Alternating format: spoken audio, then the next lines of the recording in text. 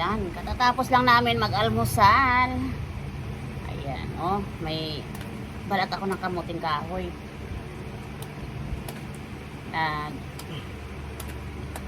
Katatanim ko lang ng kamuting kahoy, siguro mga 3 weeks pa lang.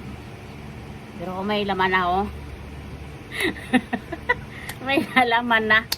Ganyan palang kataas yung dahon niya, oh.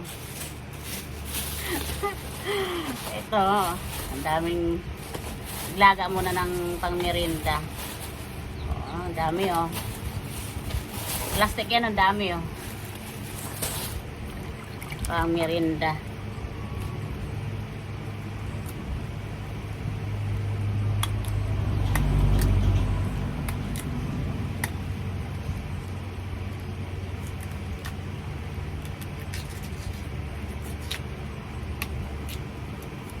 Ibang klase ano, katatanim lang eh. May laman na kaagad. 3 weeks pa nga lang yun. Ang dahon ng lumabas pa lang, ganyan pa lang yung dahon, oh.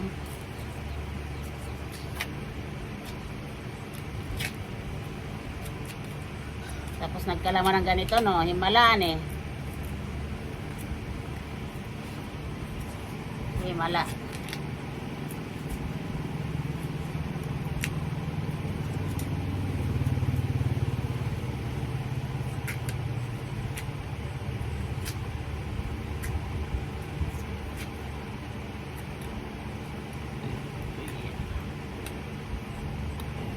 Tapos, ulam namin ay may suso. Gagataan ko yun. Yan tanghalian. Hindi ka rin makakain ng ano kayo. May kamuting kahoy na. Hanggang mayang hapon ito na merinda.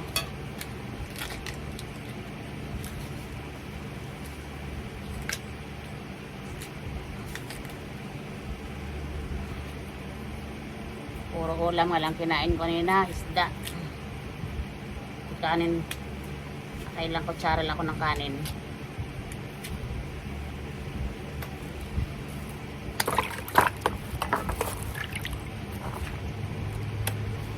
Mantikilya pala yung isa, kulay dilaw.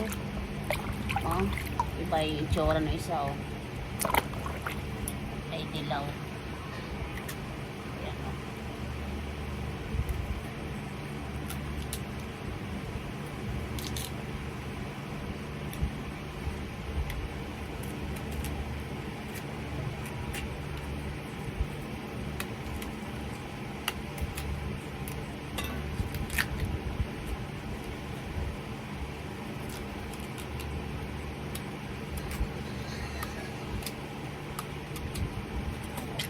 Sarap tong gawing suman.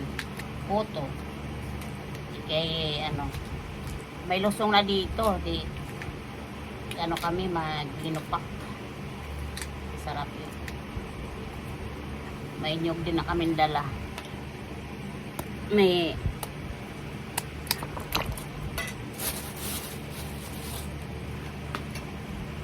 balatan ko to lahat. Para mamaya isa lang na lang sa lusong. Ang bayo pa palang problema, walang bayo. Hanap na lang ng kahoy na ano.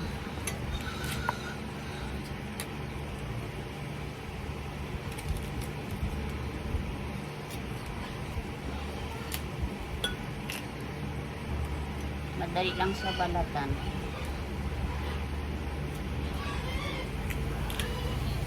Bilis matanggal yung balat niya. Hindi katulad kasi bagong kuha sa puno, kaya siguro matagal nang kuha tanggal sa puno.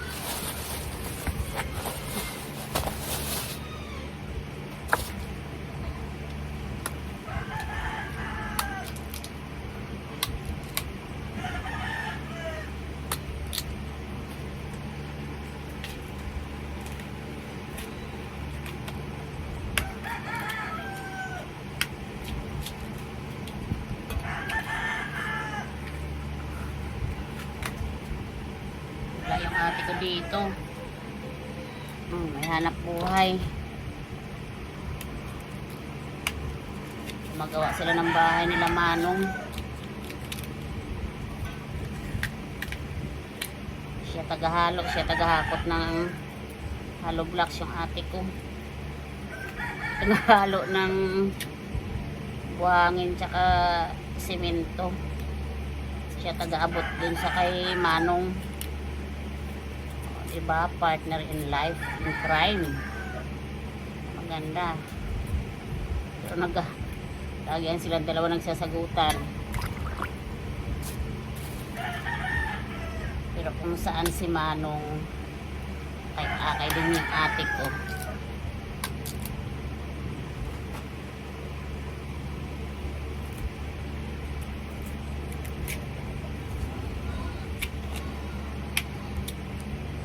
Halos lahat pala ito mantikilya. Dan lang yung puti.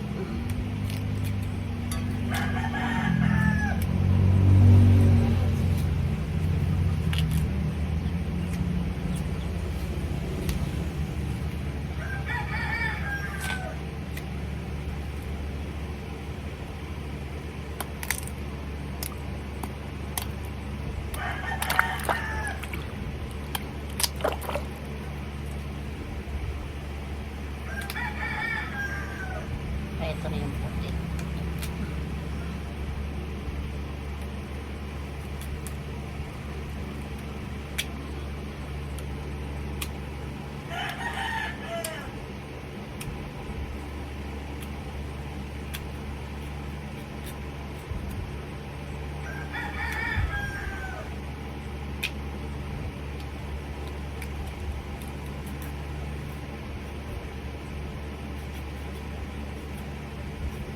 Tigas pala.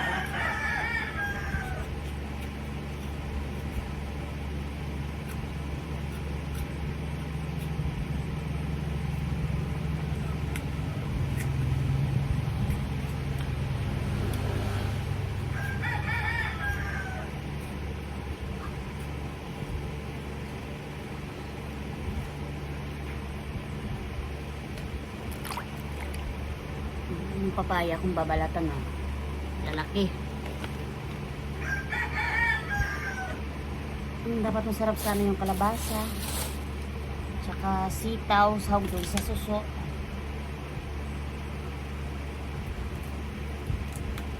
Yan na kasi yung gulay na ano.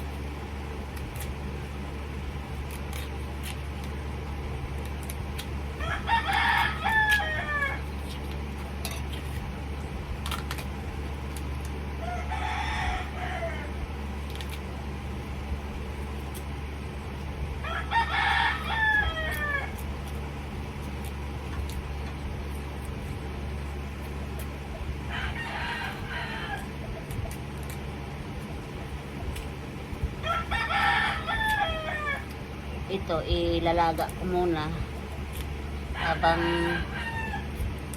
gaano ko babalat ng ano mamaya ng papaya saka magkakayod ng nyug, diba? May naluto na, gagawin pang isa para pagkaluto nito di luluto ng ulam para sa tanghalian. Kasi may kanin na, oh, nakapagsaing na, dinamihan na kanin kasi dito kasama ang baboy.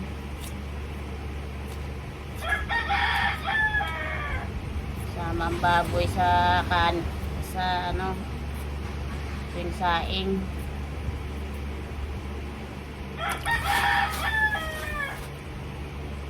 Ibang klaseng baboy, nakakanin, may rice pa yan.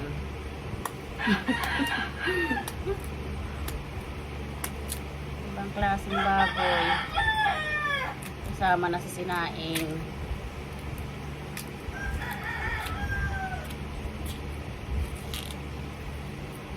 Buti marami lang palay, gapas kasi ng gapas ng palay mag-asawa,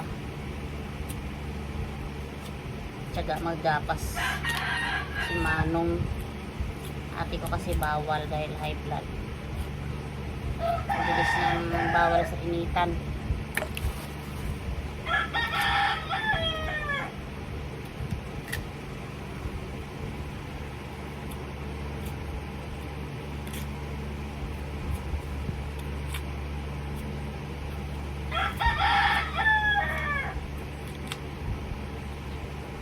Ako nag-try din ako, hindi ko rin kaya. Ano lang, kutaw, kutaw lang para may pang-upload lang ako. Kunyari lang na gapas-gapas. Iwan na. Isip ko nga bakit nung araw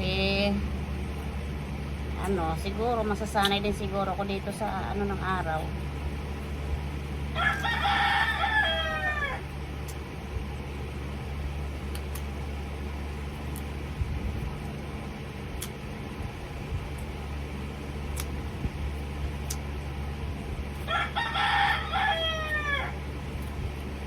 Araw okay lang yung kahit anong init dyan, ganda mo sa palayan. Pero ngayon parang hindi ko kaya, pakalayo na.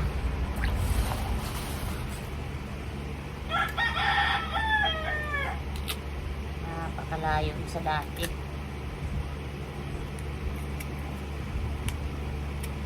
Pero dito nakikita ko yung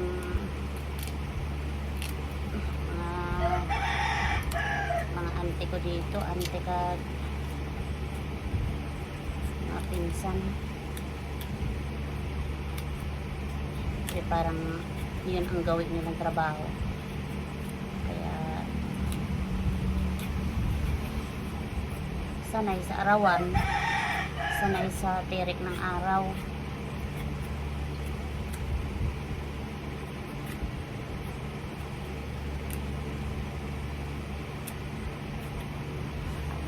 Kaya ibali akong patahin ako mag overnight overday,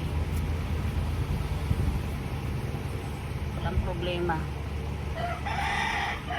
Pero sa sikat ng araw hirap.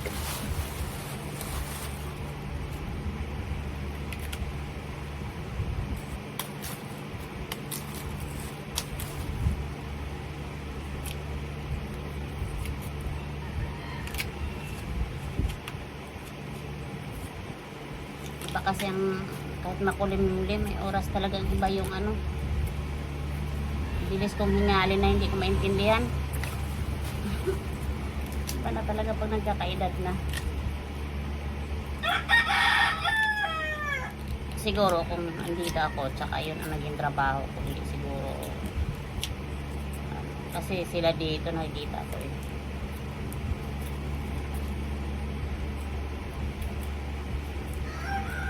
maghapon pa sila sa initan, mga nagagapas ng palay. Saka yung pamangkin namin, bilis. O diba tapos na, Kaya magbabalat naman ako ng papaya.